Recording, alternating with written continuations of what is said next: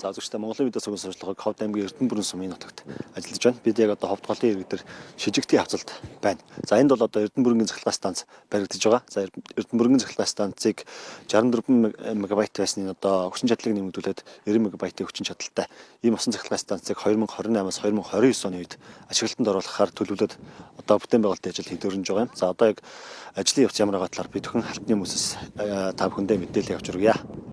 Бүтээн байгуулалтын ажил яг одоогоор өвлийн зогсолтын байдалтай байна. Эх сарын 15-наас ажил жигдрэх төлөвлөгөө гарсан байна.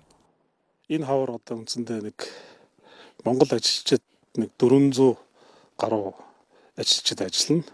Гаднаас орж ирэх ажилчид нэг 500 гаруй хүмүүс ажиллана. Нийтдээ нэг 900-аас 1000 орчим хүн одоо энэ хавар бас бүтээн байгуулалтын ажилд бас оролцоод ингээд бас одоо график төлөвийн даваа ажиллаа явуулна гэсэн ийм одоо төлөвлөгөөтэй ажиллаж байна.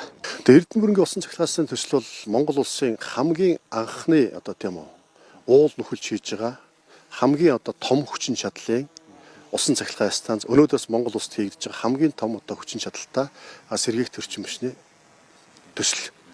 За усан цахилгааны станц бол нартаа наргуу те салхитаа салхихгүй нүүрстэй нүүрсгүй ажиллаж идэг.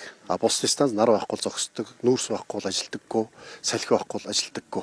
Тэгвэл өвөл зөнгөө өдөр шөнөгөө усыг ашигладаг. Усыг ашиглахдаа усыг илэгдүүлж хороодоггүй, ширгээдэггүй.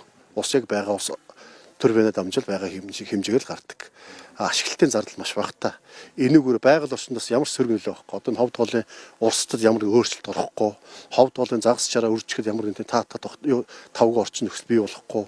Энд дууланд амьдарч байгаа амтныг үргэх дуу чимээ те янз бүрийн шороо тоос байхгүй. Энийг бол байгаль орчинд ээлтэй төсөл. Нийтдээ 270 орчим сая долларын хөрөнгө оруулалтаар босгох энэхүү усан цахилгаан станц баригдсанаар баруун аймагуудын эрчим хүчний найдвартай их улсүрийн нэг болох юм. Ажил гүйцэтгэл төлөвлөлтийн дагуу явбал хугацаанд дуусна гэж төслийн багийнхан мэдээлж байна. Одоогоор саадсан зүйлгүй ажил хэвийн үргэлжилж байгаа юм байна.